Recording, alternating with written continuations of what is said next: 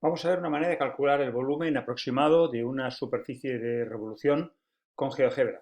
Primero, haremos la construcción de un cilindro. Sencilla, pero hay que recordarla. Vamos a poner un punto sobre el eje X, por ejemplo, y vamos a construir una circunferencia a partir de un eje y un punto. El eje será el eje Z y el punto será el que hemos dibujado. Aquí obtenemos esta circunferencia y para hacer el cilindro utilizaremos la herramienta prisma o cilindro desde su base. Clicamos en la circunferencia y nos pide la altura y pondremos, por ejemplo, 2. Y aquí tenemos el cilindro. Como veis, muy sencillo de dibujar el cilindro, nos da el volumen y nos da también la superficie lateral. Tenemos aquí prácticamente todos los datos. Muy bien, visto esto, lo que vamos a hacer, vamos a borrar el punto, vamos a construir una superficie sencilla a partir de 5 puntos, 2 de los cuales sobre los ejes, totalmente arbitrarios.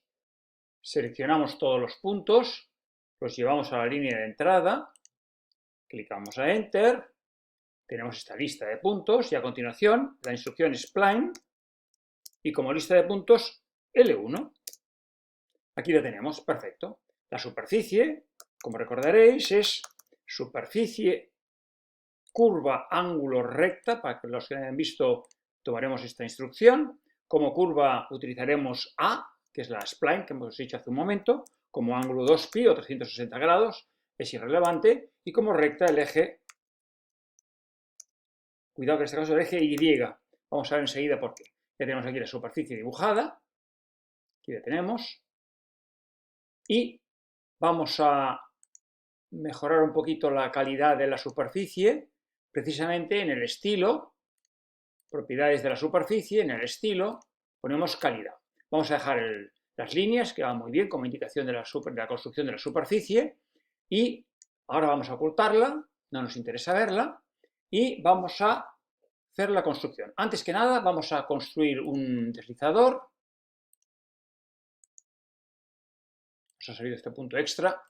Un deslizador que será un entero entre 1 y 30, vamos a aumentarlo un poco, vamos a ponerlo hasta 100 y vamos a poner OK y ahora lo que haremos será hacer un cálculo que será la altura que llamaremos h, que será igual a la coordenada y de este punto, del punto E,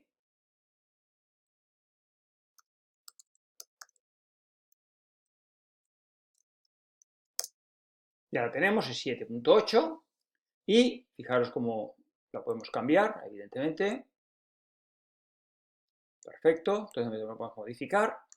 Muy bien. Y ahora vamos a hacer la construcción de los cilindros. Vamos a poner secuencia. Utilizaremos esta opción para el comando secuencia. La expresión será A de K. La variable será K. E irá desde 1 hasta, perdón, irá desde 0. Cuidado, no nos equivoquemos. Luego utilizaremos otros valores. Ahora es de 0 a 1, porque la curva A va de 0 a 1. Clicamos a Enter. Y nos han salido solo 2 puntos. Esto es normal porque no tenemos los valores que nos interesa. Fijaros que no nos salen más puntos, por tanto volvemos a la expresión y de 0 a 1 y vamos a poner, atención, 1 partido por n. Cuidado porque si hemos puesto nada solo va a hacer 2 puntos. Si ponemos 1 partido por n, nos dibujará 28 puntos, en este caso de la figura, que son la n es 28, o esto ya dependerá un poquito de la situación, porque luego utilizaremos otro intervalo ligeramente diferente que entenderéis muy bien por qué. Vamos a poner OK, ya lo tenemos aquí, y observad que si aumentamos n, evidentemente nos salen más puntos. Estos puntos, con las propiedades de la lista, reduciremos el tamaño hasta 1.5, hasta 1 mismo ya estará bien, porque tampoco es necesario que los veamos. Ahora ya los tenemos, se ven pequeños pero se ven. Vamos a dejarlos por aquí, en 19 por ejemplo. Y a continuación vamos a construir los cilindros. Vamos a poner secuencia. De nuevo la opción anterior, esta de aquí. Como expresión, atención, vamos a poner cilindro. Muy bien, ya nos sale esto y vamos a poner la primera opción que es círculo-altura. Como círculo pondremos la circunferencia, la que hemos utilizado antes, que era recta-punto. Acordaros que hemos señalado a un eje y hemos señalado a un punto. Hacemos lo mismo ahora. Como eje será el eje Y y como punto, los puntos de esta lista, L2 de K. Atención, pasamos al siguiente y ahora la altura. Aquí viene un poquito el cambio, porque tenemos que tener en cuenta que la altura es desde 0 hasta h, que hemos definido anteriormente, y queremos hacer en intervalos, por lo tanto, como altura pondremos h partido n.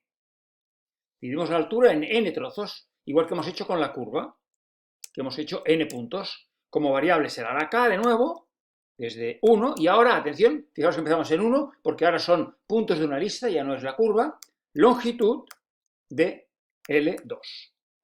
Y perfecto, aquí nos ha aparecido la figura. Para verla mejor, nos vamos a la vista 3D, botón derecho, parece que no respeta el idioma que tenemos seleccionado, no importa, porque el aspecto es el mismo, eje Y vertical, lo clicamos, y aquí tenemos, ya lo observáis aquí, la figura, la superficie, mejor dicho, la superficie de revolución dividida en cilindros. Y de hecho, cuanto más aumentemos la n, más nos recuerda a la superficie de revolución. No es exactamente lo mismo, evidentemente.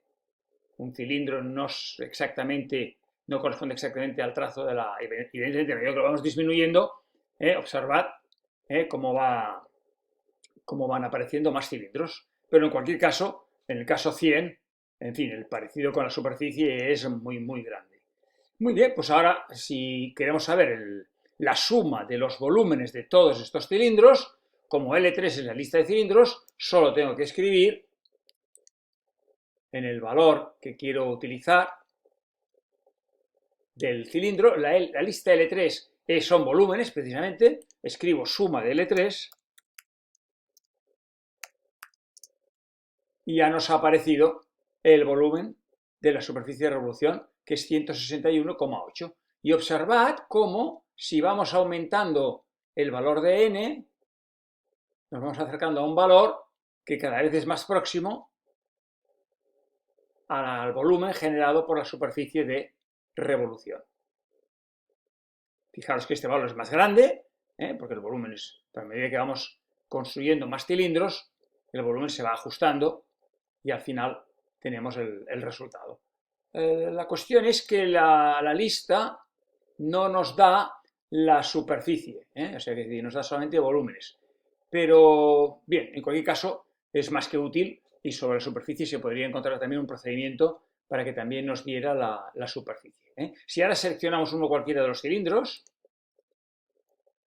por ejemplo, vamos a seleccionar el cilindro número 5, este aparece, se ve muy poco, pero si ocultamos la lista 3, se verá mucho mejor el cilindro 5. Aquí lo tenemos.